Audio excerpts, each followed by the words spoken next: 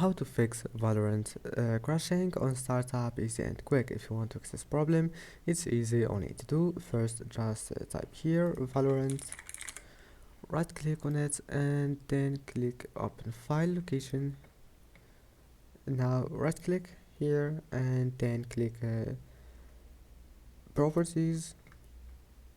Now go to compatibility and then click change settings for all users, and here run this program as an administrator and disable full screen. Enable those two options and click apply and then OK and OK again, and that's it. Now just restart your PC and try again, and if that doesn't fix it, then type here view advanced, and you'll find it view advanced system settings.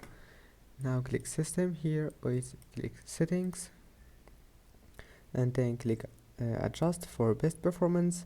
Now just click apply and then click OK and close it, and that's it. I hope that can help you, and see you in the next video.